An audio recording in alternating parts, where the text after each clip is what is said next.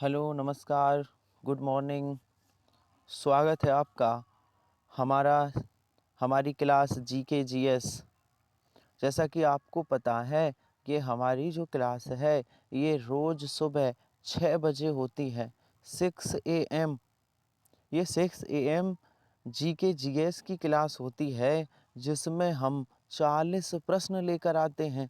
40 प्रश्न जो सभी लगभग विषयों से संबंधित होती है कि इतिहास, ज्योग्राफी, भूगोल, संविधान, इकोनॉमिक्स, पर्यावरण आदि विषयों से संबंधित होती है हमारी, और साइंस।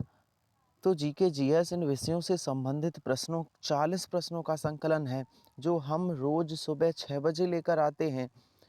आप भी जुड़िए बेहतरीन प्रश्नों के साथ हमारे साथ सुबह 6 बजे। चलिए आज का मॉडल पेपर स्टार्ट करते हैं। आइए, आज के मॉडल पेपर का पहला प्रश्न है। चलिए, आज के मॉडल पेपर का पहला प्रश्न है, क्लोरोफाइसी के सदस्यों को प्रायः शैवाल कहते हैं। तो क्लोरोफाइसी के सदस्यों को प्रायः शैवाल कहते हैं, तो खाली स्थान में क्या भरा जाएगा? क्लोरोफासी के सदस्यों को हरा शैवाल कहते हैं, भूरा शैवाल कहते हैं, लाल और पीला शैवाल कहते हैं। अच्छा, पहले ये जानो कि क्लोरोफाइसी क्या है। ये क्लोरोफाइसी शैवाल हैं। शैवाल जानते हैं ना, कवक और शैवाल। शैवालों का समूह क्लोरोफाइसी कहलाता है। क्लोरोफाइसी जैसे बहुत सारे साधु हों एक साथ तो कहोगे साधुओं की मंडली, ऐसे ही शैवाल हैं। शैवालों के ग्रुप को क्लोरोफाइसी कहा जाता है।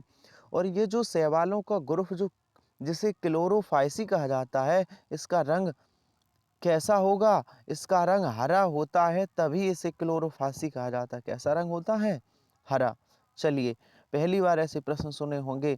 चलिए, मीसोडर्म मध्य त्वचा से आच्छादित शरीर गुहा को कहते हैं। मध्य त्वचा से आच्छादित शरीर की गुहा को क्या कहते हैं? प्रगुहा कहते हैं। प्रगुहा। चलिए आगे चलते हैं। बड़े कठिन क्वेश्चन हैं, थोड़े से कठिन प्रश्न हैं, लैंग्वेज कठिन है। बताइए, उत्तल और अवतल दर्पण किसके उदाहरण हैं? उत्तल और अवतल दर्पण किसके उदाहरण हैं? ये किसके उदाहरण हैं? गोलीय दर्पण के। गोलीय दर्पण के उदाहरण हैं। अच्छा, पूछा जाए, क्या पूछा जाए? बताइए, निकट दृष्टि दोष के लिए कौन सा दर्पण यूज किया जाता है? अवतल लेंस। लेंस पूछा जाए तो अवतल लेंस, और दूरदृष्टि के लिए उत्तल लेंस। ठीक है, चलिए आगे बढ़ते हैं। बताइए, वह परिवर्तन जिसमें एक या एक से अधिक नए पदार्थ बनते हैं क्या कहलाता है? वह परिवर्तन जिसमें एक या एक से अधिक नए पदार्थ बनते हों उसे क्या कहते हैं? नए पदार्थ बनते हों उसे क्या कहते हैं? रासायनिक परिवर्तन। रासायनिक परिवर्तन में एक या एक से अधिक नए पदार्थ बनते हैं। जैसे जैसे दूध का दही जमना। भैया, दूध था, रासायनिक परिवर्तन हुआ तो दही में कन्वर्ट हो गया, दही बन गया। चलिए आगे चलते हैं। हमारा अगला प्रश्न है, अगला प्रश्न देखिए, धातुओं का वह गुण जिसके कारण उन्हें पीटकर सीट में परिवर्तित किया जाता है क्या कहलाता है? अच्छा, जो धातुएं होती हैं ना, लोहा हुआ, तांबा हुआ, टिन हुआ, इनको पीट पीट कर, सीट का मतलब है चादर, पतली पतली चादर बना दी जाए, तो यह गुण क्या कहलाता है? यदि धातुओं का चादर बना दिया जाए तो यह गुण फिजिक्स की भाषा में आघात वर्धनीयता कहलाता है। आघात वर्धनीयता। ठीक है। और यदि पीट पीट कर धातुओं के तार खींचे जाए तो उसे तन्यता कहते हैं। धातुओं का ऐसा गुण क्या कहलाता है? तार खींचे जाए धातुओं के ऐसे गुण को तन्यता कहते हैं। और आघात वर्धनीयता कहते हैं यदि धातुएं पीट पीट कर चादर का आकार ले लें तो उनका गुण आघात वर्धनीयता कहलाता है। ठीक है, चलिए आगे चलते हैं। निम्नलिखित में से किस ग्रंथ से हमें भारत और इटली के बीच होने वाले व्यापार की जानकारी मिलती है। कौन सा ग्रंथ है जो ये बताता है कि बहुत पहले प्राचीन समय में भारत और इटली के बीच व्यापार हुआ करता था? ये कौन बताता है? ये नेचुरल हिस्टोरिका नामक किताब बताती है। कौन बताती है? Natural Historica. चलिए आगे बताइए।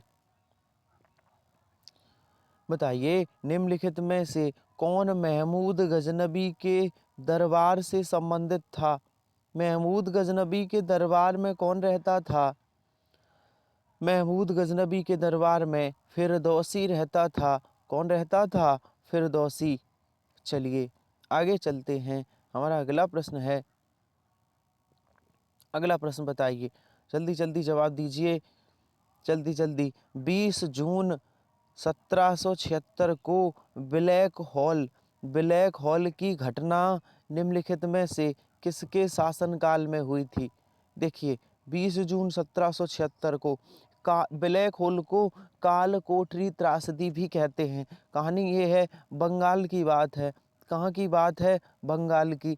तो क्या हुआ था बंगाल में? पहले क्या था? पहले जेलें नहीं हुआ करती थीं, तो कमरे में लोगों को रखा जाता था। ऐसे कमरे बने थे जो जेल का काम करते थे। इस कमरे में क्या था? इस कमरे में मात्र 129 लोगों की जगह थी कि आप एक साथ 129 लोगों को इसमें बंद कर सकते हैं। अंग्रेजों ने लगभग 450 भारतीयों को इस कमरे में बंद कर दिया था, जिसमें 129 की जगह थी। 450 भारतीयों को बंद कर दिया और हाथियों से कुचलवा दिया। बंगाल की यह घटना ब्लैक होल घटना कहलाई, काल कोठरी त्रासदी कहलाई। तो ये कब हुई थी? किसके शासन काल में हुई थी? जरा बताइए। ये सिराजुद्दौला के शासन काल में हुई थी। उस समय बंगाल के नवाब थे सिराजुद्दौला। चलिए चलिए, आज़ादी हमें ऐसे ही नहीं मिल गई। कई लोगों की कुर्बानियाँ लगी हैं भारत की आज़ादी में। सविनय अवज्ञा आंदोलन के रूप में महात्मा गांधी जी ने दांडी मार्च यात्रा कब की थी? दांडी मार्च यात्रा कब आरंभ की थी गांधी जी ने? ये की थी 12 मार्च 1930 ईस्वी को। 12 मार्च 1930 ईस्वी को। कहाँ से? साबरमती आश्रम से गुजरात के दांडी नामक गांव तक ये यात्रा शुरू की थी गांधी जी ने, जिसमें गांधी जी के साथ शुरुआत में 78 लोग थे, फिर बाद में और लोग जुड़े। ठीक है। ये मार्च यात्रा क्यों की थी? क्योंकि अंग्रेजों ने जो हमारा खाने वाला नमक होता है, इस पे टैक्स लेने लगे। कहा भैया नमक पे भी कर लेंगे, नमक पे भी टैक्स देना पड़ेगा। तो नमक कर के बदले उन्होंने दांडी यात्रा निकाली। आंदोलन करते थे गांधी जी। संयुक्त और अहिंसा के पुजारी गांधी जी हमेशा जब लड़ाई लड़ी तो उन्होंने आंदोलन के बल पर लड़ी, कभी हिंसा नहीं की गांधी जी ने। चलिए, न्यूट्रॉन तारे पल्सर सिकुड़ने से बना असीमित घनत्व का द्रवयुक्त पिंड जो किसी प्रकार के विकिरण को बाहर नहीं जाने देता है, क्या कहलाता है? सरल भाषा में समझाते हैं। हमारे जो ब्रह्मांड है, हमारा जो ब्रह्मांड तो छोड़िए, सौर मंडल भी और ब्रह्मांड भी, दोनों चीजें, दोनों में ब्लैक होल पाया जाता है। क्या पाया जाता है? आंसर इसका पहले देख लो, ब्लैक होल। ये ब्लैक होल क्या है? ये ब्लैक होल एक छिद्र है, ऐसा गोला सा जो काला काला दिखता है, बहुत बड़ा सा। ये क्या करता है? ये अगर किसी तारे के पास से होकर गुजरे, ये जो तारे चमकते हैं आकाश में, तो तारे को अपने अंदर निगल लेता है, तारे को खा जाता है, पता ही नहीं चलता। इतने बड़े बड़े तारों को अपने अंदर निगल लेता है। अगर कभी ये सूर्य के पास आया तो सूर्य को भी अपने अंदर निगल सकता है, सूर्य को समाप्त कर सकता है, सूर्य की एनर्जी को समाप्त कर सकता है। ये सिकुड़ने वाला असीमित घनत्व युक्त पिंड, ये क्या कहलाता है? असीमित घनत्व युक्त पिंड क्या कहलाता है? जो किसी प्रकार के विकिरण को बाहर नहीं आने देता, ये ब्लैक होल कहलाता है, जिसकी खोज एस चंद्रशेखर ने की थी। एस चंद्रशेखर। तो ध्यान से सुनिए, ये ब्लैक होल कहलाता है। क्या कहलाता है? Black hole. चलिए आगे चलते हैं। हमारा अगला प्रश्न है, बताइए भूगोल से प्रश्न है और रटने ही रटने हैं ये। वेगुला धारा किस महासागर की शीतल धारा है? ये पानी में धाराएं बहती हैं, कुछ कुछ ठंडी धाराएं, कुछ कुछ गर्म धाराएं। तो वेगुला धारा एक ठंडी धारा है। किस महासागर में बहती है? दक्षिण अटलांटिक महासागर में।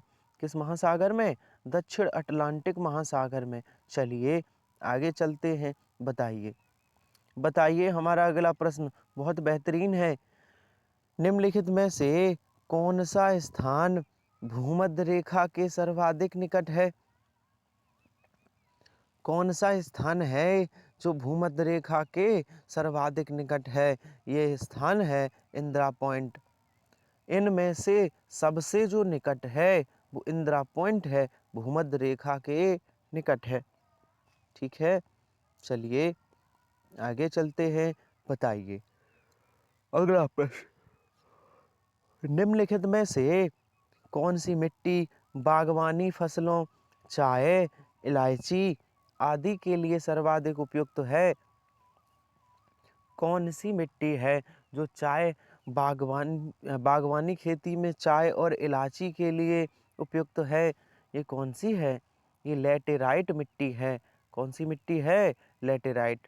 अच्छा, प्रश्न पूछा जाए कपास के लिए सबसे उपयुक्त मिट्टी कौन सी है? तो काली मिट्टी। कपास के लिए सबसे अच्छी मिट्टी कौन सी है? काली। और कपास सबसे ज़्यादा काली मिट्टी में ही होता है। अच्छा, पूछा जाए कि सबसे उपजाऊ मिट्टी कौन सी है? जलोढ़ मिट्टी।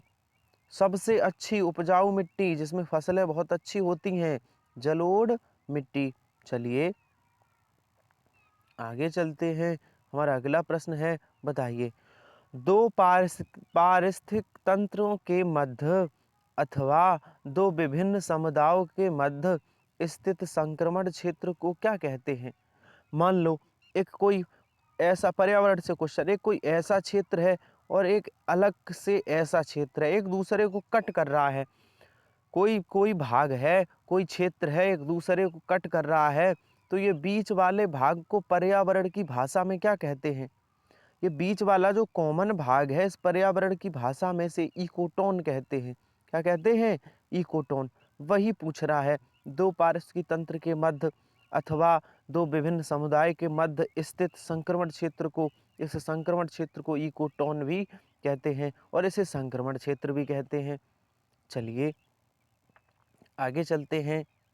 बेहतरीन प्रश्न, ऐसा प्रश्न हम करवा चुके हैं, ये सेम प्रश्न किसी प्रैक्टिस सेट में करवा चुके हैं।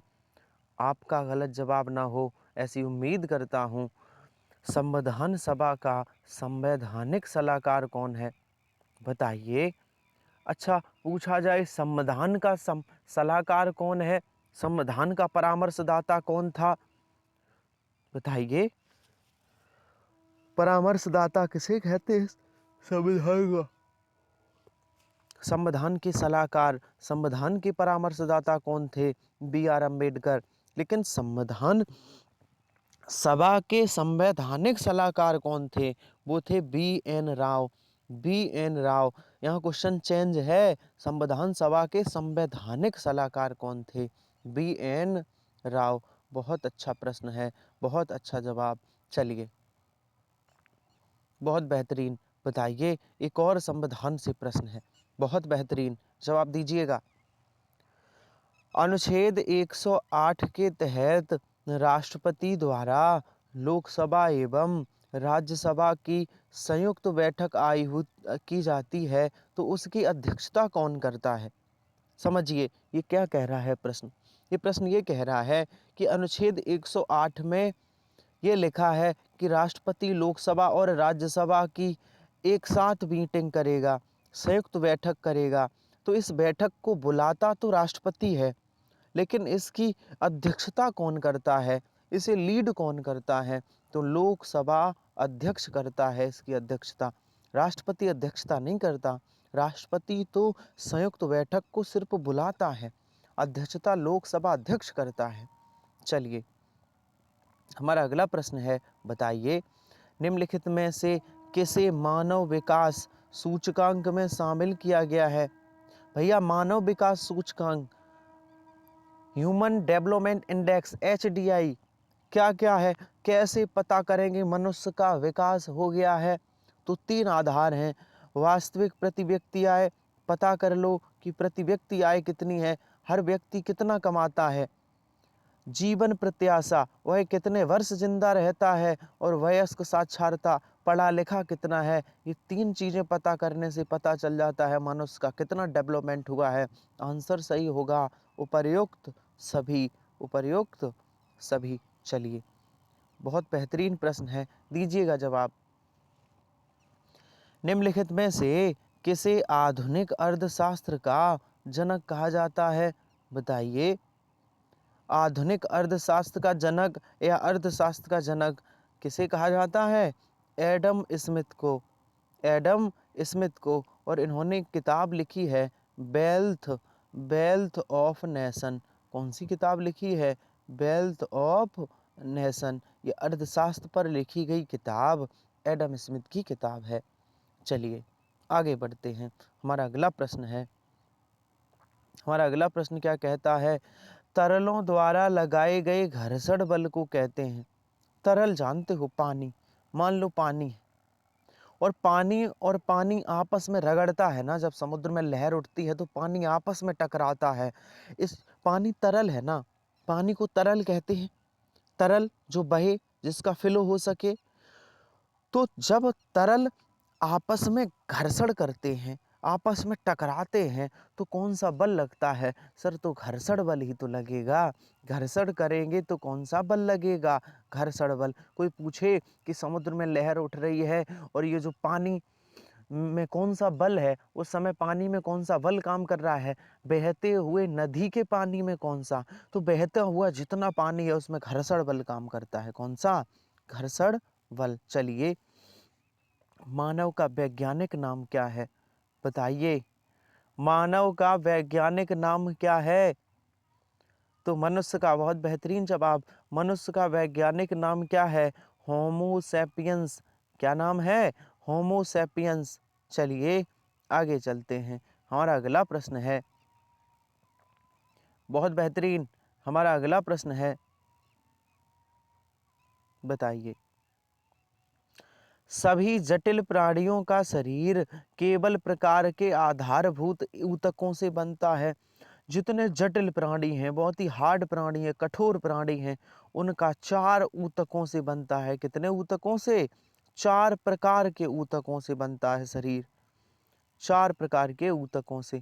आइए, एक संचार मार्ग जो डाटा, एक संचार मार्ग जो डाटा को एक जगह से दूसरी जगह स्थानांतरित करता है, वह क्या कहलाता है? अच्छा, कोई डाटा एक जगह से दूसरी जगह जाए तो किसी माध्यम से होके जाएगा ना, तो माध्यम को मीडियम कहते हैं। क्या कहलाएगा? मीडियम कहलाता है। ये कंप्यूटर से रिलेटेड क्वेश्चन था। हमने आपसे कहा है कि कठिन क्वेश्चन को पढ़ने की आदत डालिए। मैं नहीं कहता आप सबको रट लो, बस आदत तो डालो क्वेश्चन को पढ़ने की, उसके आंसर देखने की आदत तो डालो कुछ दिन। 1 डेढ़ महीने, 30 40 50 दिन आपकी जीके में इम्प्रूवमेंट होने लगेगा। जीके धीरे धीरे आपको आने लगेगी, और मैं आपको भरोसा दिलाता हूँ कि जीके आपकी 80% में सही करवा दूंगा। कितनी? 100 में 100 कोई नहीं कह करवा पाता है। मैं 80% जीके, आपके अच्छे नंबर। आप 6 बजे वाली क्लास में जुड़े रहिए कि 6 बजे वाली क्लास में बहुत बेहतरीन प्रश्न लेकर आऊँ। जिस तरह मैं लेकर आता हूँ वो लेकर आता भी रहूँगा। बहुत बेहतरीन प्रश्न आने वाले समय में, और अच्छे लेवल के प्रश्न लेकर आएंगे जो डायरेक्ट एग्जाम में फंसेंगे। चलिए आगे देखिए,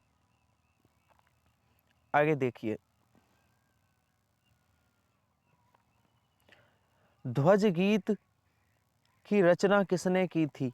अच्छा, ध्वज गीत भी होता है। हाँ, ध्वज गीत कहें या झंडा गीत कहें, इसकी रचना किसने की थी? सर, हमने तो नहीं सुना, आपने नहीं सुना। अच्छा बताओ, आपने राष्ट्रीय गीत सुना है? अच्छा बताओ, राष्ट्रीय गीत सुना है तो राष्ट्रीय गीत की रचना किसने की? रविंद्रनाथ टैगोर ने। हमारा राष्ट्रीय गीत क्या है? जन गण मन। अच्छा, तो भारत का राष्ट्रीय गीत आपने सुन लिया। राष्ट्रीय गीत जन गण मन नहीं है, राष्ट्रीय गीत है वंदे मातरम। ध्यान से सुनिए, राष्ट्रीय गीत जनगण मनगण नहीं है। राष्ट्रीय गीत क्या है? राष्ट्रीय गीत हमारा क्या है? वंदे मातरम। क्या है? वंदे मातरम। और सर इसकी रचना रविन्द्रनाथ टैगोर ने नहीं की। किसने की इसकी रचना? बंकिम चंद्र चटर्जी ने की थी। राष्ट्रीय गीत वंदे मातरम को किसने लिखा है? बंकिम चंद्र चटर्जी। तो रविन्द्रनाथ टैगोर ने क्या लिखा है? इन्होंने राष्ट्रीय गान लिखा है। और हमारा राष्ट्रीय गान क्या है? जनगण मन। जनगण मन राष्ट्रीय गीत नहीं है, राष्ट्रीय गान है, और इसे लिखा है रविंद्रनाथ टैगोर ने। ठीक है, ये हमने क्यों बताया? क्योंकि आपको कंफ्यूजिंग ना हो, ना झंडा गीत को आप राष्ट्रीय गीत या राष्ट्रीय गान समझ बैठो।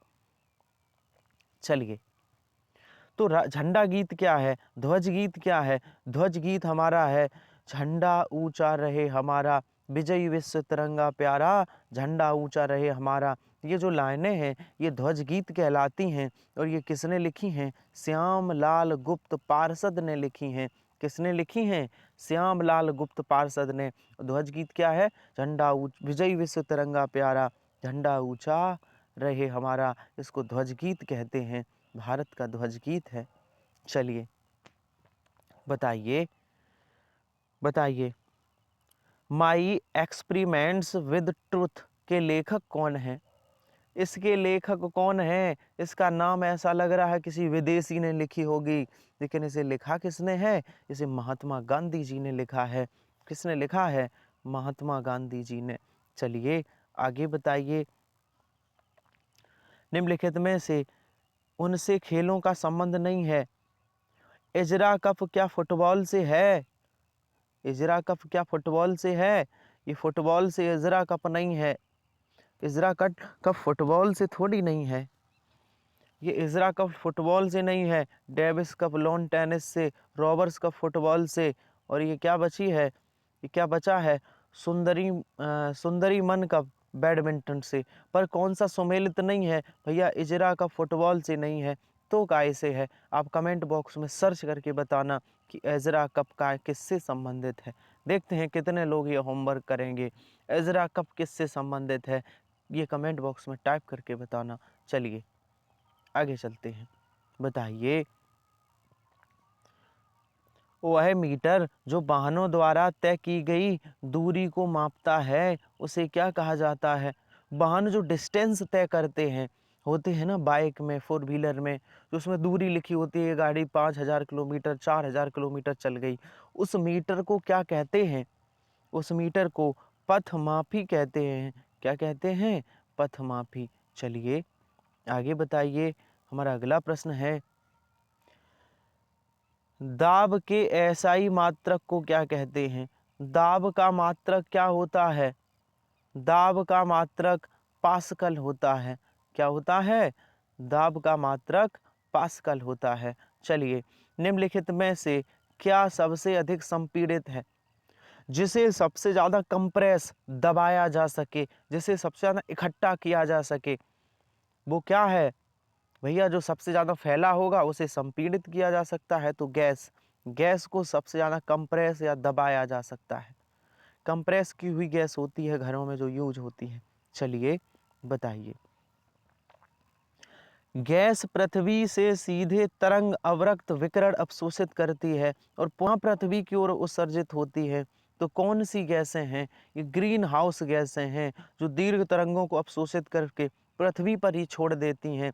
इससे पृथ्वी का टेम्परेचर बढ़ जाता है, पृथ्वी का तापमान बढ़ जाता है। तो कौन कौन सी ग्रीन हाउस गैसें हैं? जैसे मैथेन है, जैसे CH4 है, CH4, जैसे कार्बन डाइऑक्साइड है, वाष्प गैस है, ये सभी गैसें हैं। ये क्या करती हैं? ये ग्रीन हाउस गैसें हैं जो पृथ्वी के तापमान को बढ़ा देती हैं, क्योंकि पराबैंगनी बैंगनी किरणों को अवशोषित करके पृथ्वी पर छोड़ देती हैं। चलिए, पुष्प में नर लैंगिक, पुष्प होता है ना फूल, उसमें नर लैंगिक अंग होता है। नर लैंगिक अंग, नर का मतलब है पुरुष, पुरुष जाति का पुष्प में कौन सा अंग होता है? तो पुष्प में एक पुंकेश्वर नाम का एक हिस्सा होता है, उसे पुरुष जाति का कहते हैं नर लैंगिक अंग। चलिए बताइए, बताइए निम्नलिखित में से किस अभिलेख में अशोक के नाम का स्पष्ट उल्लेख मिलता है? तो कौन से में मिलता है? इन सभी में मास्की तथा गुर्जरा मिलता है, नेट्यूर में मिलता है, उडेगोलम में मिलता है, सभी में अशोक का नाम अशोक स्पष्ट रूप से मिलता है। चलिए आगे चलते हैं। 1178 ईस्वी में किस शासक ने मोहम्मद गोरी को पराजित किया था? मोहम्मद गोरी को हरा दिया था। ये भारत के शासक थे। गुजरात में एक वंश चल रहा था, सोलंकी वंश। सोलंकी वंश के शासक थे भीम द्वितीय। भीम द्वितीय ने मोहम्मद गोरी को 1178 में पराजित कर दिया था। चलिए आगे चलते हैं। हमारा अगला प्रश्न है बताइए बेसिन की संधि 1802 के द्वारा निम्नलिखित में से किसने अंग्रेजों की साक्षरता स्वीकार की थी? अंग्रेजों की संरक्षता संरक्षता होनी चाहिए, सरक्षता लिखा है। संरक्षता किसने स्वीकार की थी? संरक्षता, हाँ संरक्षता लिखा है। तो जो संरक्षता है वो किसने स्वीकार की थी? वो बाजीराव द्वितीय ने की थी। किसने? बाजीराव द्वितीय। यानी इतिहास से प्रश्न है। प्रशासनिक सुधार पर विचार के लिए साइमन कमीशन भारत कब आया था? साइमन कमीशन भारत कब आया? 1928 ईस्वी में। कब आया था? 1928। जल्दी जल्दी देखिए। ब्लैक होल सिद्धांत किसने प्रतिपादित किया था? अभी अभी ब्लैक होल के बारे में बता के आए हैं ना। एक छिद्र होता है गोल सा, काला काला सा दिखने वाला, बड़ा सा, जो ब्रह्मांड में बड़े बड़े तारों को निगल लेता है। तो ब्लैक होल के बारे में किसने बताया कि ब्रह्मांड में छिद्र है जो तारों को निगल लेता है? किसी ने तो बताया होगा। ये सबसे पहले एस चंद्रशेखर ने बताया था। किसने? एस चंद्रशेखर ने। चलिए आगे चलते हैं। हमारा अगला प्रश्न है बताइए कार्रवाई का संचालन हेतु लोकसभा का कोरम कुल कितने सदस्यों का होता है? अच्छा एक बात बताओ, लोक संसद के सदन होते हैं ना, लोकसभा राज्यसभा, उसमें लोकसभा और राज्यसभा, इसमें कुछ सदस्य बैठते हैं और कार्रवाई चलती है कि देश में कहाँ क्या होना है, किस लोकसभा का नेता अपने लोकसभा मांग करेगा, भाई ये दिक्कत है, बिजली की दिक्कत है, सड़क की दिक्कत है, रास्ते नहीं हैं, तो लोकसभा में कहेगा। तो ये कार्रवाइयाँ लोकसभा में चलती हैं, राज्यसभा में चलती हैं। ये कार्रवाई चलने का एक नियम है। यदि उतने सदस्य ना आए, मान लो 1-2 सदस्य आए, तो ये कार्रवाई नहीं चलेगी। तो कितने सदस्य कम से कम आने चाहिए? तो उस सदन का 1/10 सदस्य उपस्थित हों। लोकसभा में सदस्यों की संख्या 545 है, तो इसका 1/10 54 55 सदस्य यदि लोकसभा में नहीं आए तो कार्रवाई नहीं चलेगी। और न्यूनतम सदस्यों की संख्या को ही कोरम कहा जाता है। किसी सदन को चलाने के लिए जो न्यूनतम सदस्यों की संख्या है उसे कोरम कहते हैं। लोकसभा को चलाने के लिए न्यूनतम सदस्यों की संख्या कितनी है? 1/10। 1/10 का मतलब क्या है कि लोकसभा में वर्तमान में 545 का 1/10 कितना हुआ? 54.5, लगभग 55। ऐसे ही राज्यसभा में होता है। तो बताइए इसका क्या जवाब होगा? जल्दी से बताइए क्या जवाब होगा इसका? तो लोकसभा का कोरम कुल सदस्यों का कितना होता है? 1/10 सदस्यों का कोरम है। इतने से कम हुए तो कार्रवाई संचालित नहीं होगी। हिंदू समृद्धि दर संबंध किस समृद्धि दर से है? हिंदू तो सकल राष्ट्रीय उत्पादन हिंदू धर्म है। कहा जाता है ये समृद्ध हो गया, इसमें बहुत ज़्यादा वृद्धि हो गई, इसके लोग विकास कर गए। तो किस आधार पे कहा जाता है? इनकी सकल राष्ट्रीय आय पता की जाती है। चलिए आगे बताइए। रघुराम राजन कमेटी निम्नलिखित में से किस क्षेत्र से संबंधित थी? रघुराम राजन कमेटी ये आर्थिक सुधार से संबंधित थी। किससे संबंधित थी? आर्थिक सुधार से। चलिए आगे बताइए। निम्नलिखित में से किसका ऑक्साइड लाल लिटमस को नीला कर देता है? वो किसका ऑक्साइड होता है? लाल लिटमस को नीला कर देता है, वो मैग्नीशियम का ऑक्साइड होता है। किसका होता है? मैग्नीशियम का। चलिए बताइए, बहुकोशिका जीव द्वारा वृद्धि करते हैं। बहुकोशिका, जिनमें बहुत सारी कोशिकाएं होती हैं, वो जीव कैसे वृद्धि करते हैं? वो तब वृद्धि करते हैं जब कोशिका का विभाजन होता है, जब कोशिका टूटती है तो उनकी वृद्धि होती है। चलिए, संपर्क बल को बल भी कहते हैं। संपर्क बल को कौन सा बल कहते हैं? देखिए, संपर्क बल कहते किसे हैं? आप किसी वस्तु पर बल लगाते हैं और बल लगाने वाले वस्तु आपके शरीर से टच हो। आपने किसी वस्तु पर बल लगाया और वो वस्तु आपके शरीर से टच हो। जैसे फुटबॉल में आपने लात मारी तो फुटबॉल में बल लगा, अब ये बॉल आपके शरीर से टच है तो इसमें कौन सा बल लगा है? संपर्क बल। आप उस वस्तु के संपर्क में हो, और संपर्क बल को पेशीय बल भी कहते हैं। क्या कहते हैं? पेशीय बल। चलिए आगे चलते हैं, बस 3-4 प्रश्न और बचे हैं और हमारे आज का मॉडल पेपर समाप्त होगा। चलिए बताइए भैया, बताइए। कठिन प्रश्न है, थोड़ा सा कठिन है। इंस्ट्रक्शन कंप्लीट होने के पहले जब पेज फॉल्ट उत्पन्न होता है तो क्या कहलाता है? ये कंप्यूटर से रिलेटेड है। तो पेज फॉल्ट उत्पन्न होता है तो इंस्ट्रक्शन अवश्य पुनः शुरू होगा। इंस्ट्रक्शन अवश्य पुनः शुरू होता है। चलिए आगे चलते हैं। समाज सेवा के लिए मैग्सेसे पुरस्कार किसे दिया गया था? अच्छा, सॉरी, समाज सेवा के लिए जो रमन मैग्सेसे पुरस्कार है वो किसके द्वारा प्रारंभ किया गया था? तो फिलीपींस की सरकार ने रमन मैग्सेसे पुरस्कार प्रारंभ किया था, मैग्सेसे पुरस्कार। चलिए आगे बताइए, लाइफ ऑफ पाई के लेखक कौन हैं? लाइफ ऑफ पाई के लेखक कौन हैं? यान मार्टेल हैं। कौन है? यान मार्टेल। चलिए, और आज का आखिरी प्रश्न, आज का आखिरी प्रश्न निम्नलिखित में से सुमेलित नहीं है। अंतर्राष्ट्रीय योग दिवस क्या 21 जून को मनाया जाता है? बिल्कुल। अंतर्राष्ट्रीय बालिका दिवस 11 अक्टूबर को मनाया जाता, ये भी सही है। विश्व पर्यावरण दिवस 5 जून को, लेकिन सही क्या नहीं है? ये ओजोन दिवस 23 मार्च को नहीं, ये 16 सितंबर को मनाया जाता है। तो सही क्या नहीं है? डी। आज का हमारा मॉडल पेपर आपको कैसा लगा? क्लास में कमेंट बॉक्स में ज़रूर बताएं, और 40 में से कितने प्रश्न सही हुए ये भी टाइप करिए। मिलते हैं कल बेहतरीन प्रश्नों के साथ इसी समय, तब तक के लिए धन्यवाद।